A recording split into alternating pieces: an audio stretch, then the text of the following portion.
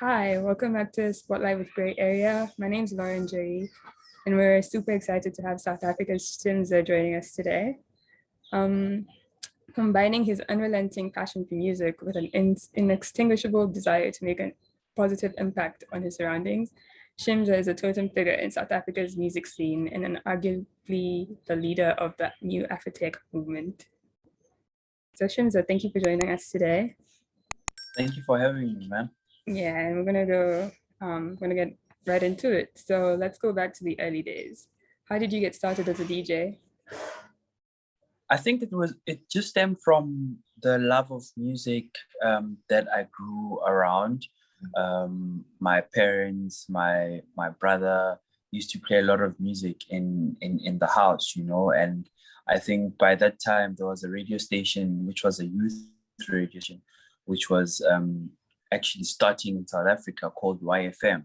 Mhm. And most of our influence in terms of music was influenced by that station, which was very on the pulse and pushing new music to people, So when that radio station started, we were exposed to much more music as a country, South Africa, and not just me and my household, but as a country, we were exposed to new music from all around the world, Mhm. and I think that influenced me into loving music and end up wanting to be a DJ. That's amazing. So what are some of your main challenges, like creatively, when you started out, and how have they changed over time? I think my biggest challenges was obviously learning how to DJ, which took a lot of practice. But I think over time that got better. Like even now, I listen to music that I'm going to play. I don't sit and like practice DJing anymore because I feel like I've got the rhythm, now it's just my brains and putting together music that I've got during the week, or like some of the new songs that I think will make sense for my sets, but obviously you have the normal challenges as a young upcoming DJ or producer, where you need some certain doors to be opened for you, which is not that easy. But with time, with patience, and always trying to prove yourself, you always find a way to open those doors. Mm-hmm. And Yeah. that brings me to my next question. When you say opening doors for as a young upcoming artist, so in 2020 you launched KUNYE Records. Could you tell us a little bit about this project and how it came to life? Yeah, KUNYE Records is literally our voice as South African artists in the Afro sound, Mm-hmm. and we're using that vehicle to push the music out to people. We're creating our own parties that play that sound. We've commercialized it. We are literally opening up the space for people to learn about the music, and also use that KUNYE as a vehicle to literally push out our music to the world, to say, yes, we can come as Shimza, Dakapo, Sexbantwini, and as individuals, but we have a movement that we can come with as a collective, that will properly express how our music is and proper deliver it how we would want people to learn about the music, So it has been doing very well. Our events have been growing over the past year or so, and we're planning on just taking everything all around the world, doing remixes with international artists to obviously expose the music to a wider audience using those remixes, Mm-hmm. And yeah, that's the plan. But most of it is mainly just putting on guys that ordinarily wouldn't be like having such a big labels support them, because of the type of music that they make, which is not really radio Mainstream. commercial stuff, So we want to use KUNYE as a vehicle to drive our music. Oh, that's amazing. And I get what you're saying, because even here, I'm from Nairobi, and we also have lots of talent, but just because they do not have the platform to put their music on the mainstream because they're not making the same kind of music, that is, Sure. yeah. So that's really great what you're doing. Thank you. Thank you. So we remember your performance at Robben Island on Yeah. Nelson Mandela Day in 2020, and you were the first South African to have a musical performance there. Congratulations. Thank you so much. What did that special moment mean to you? I feel like we were in a space during COVID where we felt like nothing really mattered, you know, and I felt like I needed to use my music to inspire people to say, guys, this is a place that had a lot of hardship, you know, it carries a lot of bad bad vibes for a lot of people that were on that island suffering and being treated somehow, you know. And here we are years later, and we can express ourselves the way we want to because of the sacrifices that people who were on that island had and made for us, you know, as South Africans, you know. So I used my talent to recreate that story and give it a much more appealing and more I don't know what the word is called, man, like relatable way for young people to want to learn about our culture and where we come from as a country, you know. And what better way than to use music, which helps us connect with every generation that we've been with, we have in South Africa, you know. So I think that was one thing that really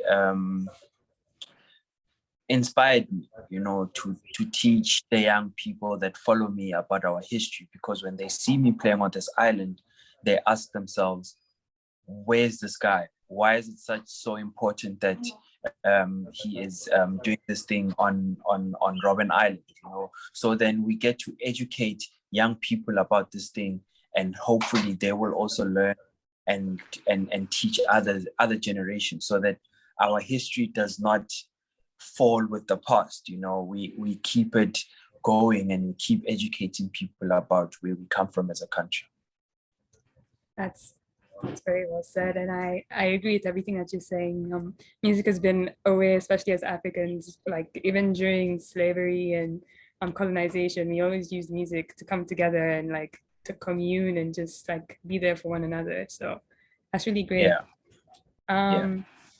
So the music that's been coming out of Africa is currently driving the sound of the global dance scene. What are your thoughts on how African dance music is being embraced at the moment? It's doing quite well, you know, and we're seeing us being embraced in different parts, which really matter to the growth of our music, you know. Tonight, today, I'm playing in Ibiza at Ushuaia for the first time, you know. And as one of the very that are going to be on that stage, it's quite amazing that someone decided that actually this will work for what we are trying to do. It's something fresh, and we want to give it the platform to shine, you know. And it's all the way from here, you know, and it's all up to us to make sure that we open up those spaces for even the young DJs and producers that are coming after us, you know, so that we don't hog the space and say this is just for me, you know. We make it possible. We make someone see that this is possible, and then leave the doors open for them to be able to come in and also occupy those spaces, you know. So I think the world is warming up nicely to us. We need to take advantage of this time and make sure we put out as much music, as much mixes, and just connect with the world as much as we can right now. Yeah. I totally agree. So then what do you look for when you're seeking new talent? Originality, and honestly speaking, effort, you know, more than anything. As long as people put in effort to make sure that their sound is clean, they become very unique in their sound and their offering.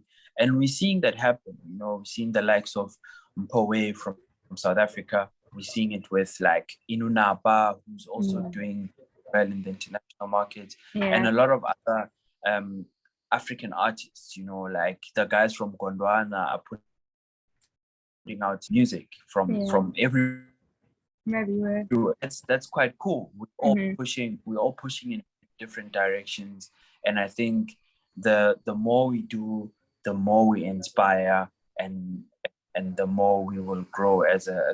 So my next question for you is going to be, do you think there's a certain responsibility when it comes to more established artists cultivating new talent and sharing the opportunities?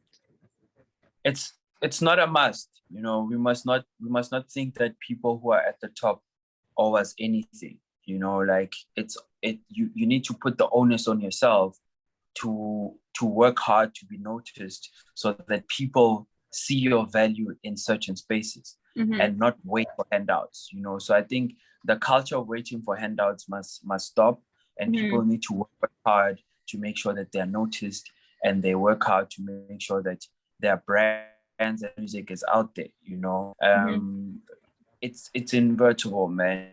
When you put in the effort and people see and they feel it, it will always come back, and it will always bear results, you know, that you want. But waiting and waiting for handouts has never helped anyone. That's true. I think even when you work for something, you put more effort in it instead of just waiting for someone to hand it into you. And you also appreciate it even more, you know, which is the most important thing. Yeah. Yeah. That's amazing. I respect that perspective. So I've been watching your videos go around on the internet, and one of my favorites is this transition where you're transitioning into first one I saw was Osama, and the other one was Imali by Karienda Soul. And I was just like, oh, that's amazing. So the relationship between a DJ and the audience is crucial, and I see it even like when you're playing. So you seem to have mastered this fragile relationship really well. So how do you see the balance between giving the crowd what they want and treating them to something new? It's always a matter of knowing your crowd and what you're giving to them. You know, when we're playing for totally different crowds, they are more receptive to know. But if you're playing in a place like South Africa, where there's a bigger culture of a certain sound, like Amapiano, you always have to like educate, but always bring them back. And like I don't know how to explain it, you know, but as an artist, for me, it's an art that I feel when I do play, you know, and that's how I think I've managed to stand out, you know, as an artist. So I think it's very important to know who you're playing for, what they like, and how you can introduce something new to that audience. That's amazing. I actually cannot wait to experience your live sets, because it always looks really amazing. Like you just want to be there. Yeah. I think it's just the energy around me, man, and how I'm able to control the room, you know. Yeah. Big up to you. So who are some fresh talents you think we should be listening to right now? Mpo Wave for me is doing quite nice stuff. There's an EP that just dropped by Frigid Amadillo, and then Vitoto is doing quite well. I work with him a lot. Therefore Fox, brilliant producers. Kayenda Soul is working on a new album. Cairo just dropped. There's just a lot of music that's coming out of South Africa, man, and I think there's potential in a lot of these guys. They just need to always be pushing and making sure that they make the right moves. Yeah, I love that for us right now, actually, because it's so raw and like everything that's coming out is so epic. Like you cannot deny it. Like everything just bangs. Yeah. So we're getting close to the end, and then we'll hop into the speed round. But before that, I'd like to find out if you can hint at any upcoming projects that you're currently working on. For now, there's something big that I'm working on with a big UK, and then another UK artist hit me up for us to work. So I think there's a lot of music that I'll be dropping quite soon, a lot of collaborations, and hopefully work towards an album. Yeah. Okay, can't wait for that. It's very exciting. So now we're gonna move into the quick fire round. So you're gonna answer with the first thing that comes to mind. No pressure. So Sure. the first question is, would you rather Marvel or DC? Marvel. Marvel. That was quick. What's Yeah. your go-to track to get the party started? Any classic. Like, give one One more example. time. Def Oh, Punk. okay. That's a good one. Would you rather be able to read minds or predict the future? Predicts the future. Why predict the future? Because I'd know how to move in the present moment. Okay. Valid. Would you rather analog or digital? Sorry, analog. Analog. Old school No, always. actually digital, because there's so much more you can do with digital, and not have to like use hardware and stuff, you know. Yeah, Easier. it's easier to work with. Would you rather texting or a phone call? Text. I hate phone calls. Oh, I feel that. Me too. Yeah. And would you rather be in the winter or summer? The summer, obviously. You like the sun? Yeah, 100%. Everyone loves the sun. That's true. And that's all I have for you.